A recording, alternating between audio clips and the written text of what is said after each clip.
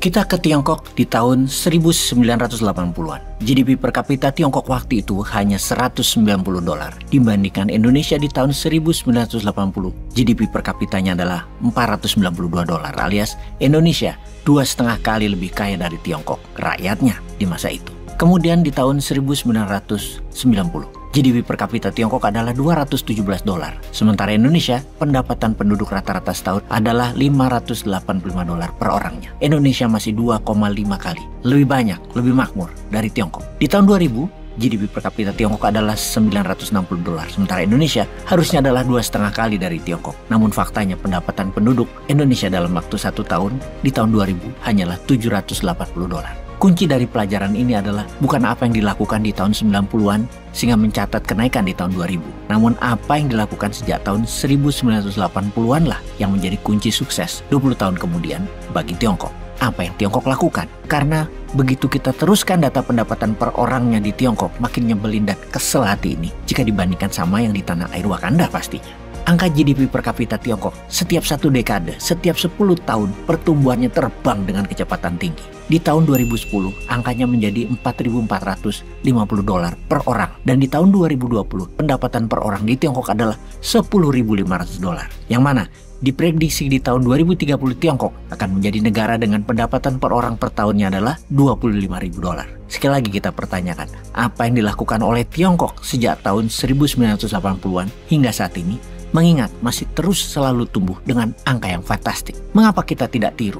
Sejauh ini sudah 8 tahun Indonesia mepet-mepet Tiongkok. Ngobrol diri minta dikawin tapi malah dipacarin doang. Sampai harta orang tua sang gadis habis. Pasti cabut tuh Tiongkok setelah kegadisan sang gadis nggak gadis lagi. Digantung nggak dikawin-kawin. Sampai jadi jelek dan tidak menarik lagi. Kemudian harta orang tua gadis tadi ya habis. Dah bye-bye. Bener deh, kalau kita ilustrasikan, pejabat kita itu menggambarkan diri mereka itu gadis cantik. Padahal yang naksir bukan karena gadis itu bener cantik atau pintar, tapi karena orang tuanya tajir aja jadi pada ngelirik dan mendekati karena mau kekayaan orang tua si gadis. Jujur Li, sejauh ini Wakanda belum meniru apapun yang dilakukan Tiongkok. Misalnya menghukum mati koruptor, karena itu kunci sukses di dalam bangun ekonomi. Apa kelupaan ya niru? Lebih enak nurut sama Tiongkok aja kali ya. Cuannya banyak, kerjanya gampang. Hanya tanda tangan kebijakan doang yang mendukung proyek Tiongkok di provinsi-provinsi. Dah itu aja. Kemudian satu lagi, piara buzzer. Sesungguhnya kalau mau meniru untuk menjadi negara maju, maka kalau mau membangun Indonesia,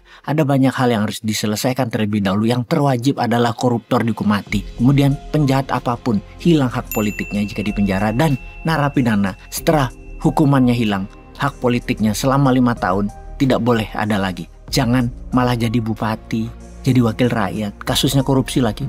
Dan ini zaman. Siapa yang ngelola hingga kayak gini ya?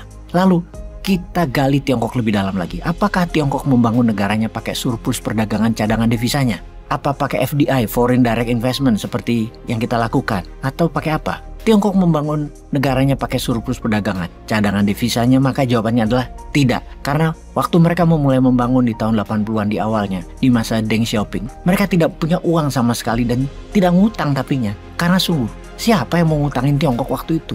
Kalau pertanyaannya, apakah pakai FDI, Foreign Direct Investment atau investasi asing? Ya nggak juga. Siapa yang mau invest di negara komunis otoriter di tahun 80-an itu? Ini kuncinya yang harus kita pelajari. Lalu pakai apa? Kita tambahin biar nambah penat palakmu. Bagaimana Korea Utara bisa hidup tanpa IMF, tanpa World Bank, dan bisa memproduksi senjata nuklir? Nah, bingung kan? Kita lanjut. Apa yang Tiongkok lakukan di tahun 80-an tentu beda dengan yang Korea Utara lakukan. Yang Tiongkok lakukan di awalnya adalah menipu Amerika dengan Deng Xiaoping mengatakan bahwa 40 tahun lagi Tiongkok akan jadi negara demokrasi. Itulah perkataan di tahun 70-an ke Henry Kissinger yang waktu itu Menteri Luar Negeri Amerika. Dan di tahun 80-an ketika ketemu dengan Presiden Amerika Ronald Reagan, Deng Xiaoping mengulangi lagi pernyataan tersebut. Mengapa kita mengatakan Tiongkok menipu Amerika? Karena hingga saat ini Tiongkok tetap berideologi komunis sosialis, bukan liberal kapitalis demokrasi seperti Amerika. Dari janji mau jadi negara demokrasi, maka yang kedua adalah yang dilakukan. Di dalamnya tetap melakukan reformasi ekonomi.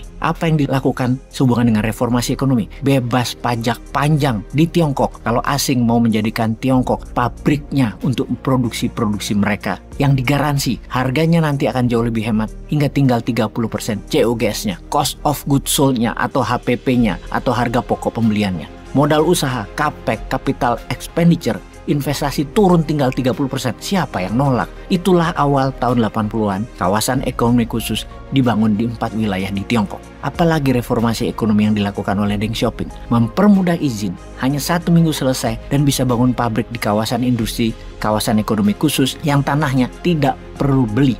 Langsung jadi aset perusahaan karena bagian dari setoran BUMN Tiongkok di perusahaan asing tadi. Efek langsung kebijakan Deng Xiaoping adalah transaksi perdagangan Amerika Tiongkok meningkat. Dari tahun 70-an itu awalnya adalah 5 juta dolar, di akhir tahun 70-an menjadi 142 juta dolar, dan di tahun 80-an menjadi 2,5 billion dolar. Salah satu yang awal-awal masuk perusahaan Amerika di Tiongkok adalah Pullman Kellogg dengan 8 pabrik pupuk amonia yang akhirnya mereka menjadi pengendali pangan dunia sekarang. Syarat kedua, masuk perusahaan asing adalah transfer teknologi, transfer keterampilan, dan transfer knowledge dengan janji produksi menggunakan tenaga kerja Tiongkok, jam kerja lebih panjang, dan hasilnya lebih banyak. Dan dalam 10 tahun, semua itu tercapai. Budaya kerja keras bangsa Tiongkok terbukti diterima pihak barat sebagai konsep ekonomi murah, cepat, dan banyak. Walau tidak manusiawi, namun bagi kapitalis, what the hell? Dan bagi komunis, what the hell juga, yang penting lu rakyat pada makan kan? Yang menarik adalah kerjasama asing dengan lokal. Pihak Tiongkok selain setorannya lahan adalah masuk memiliki 20% saham.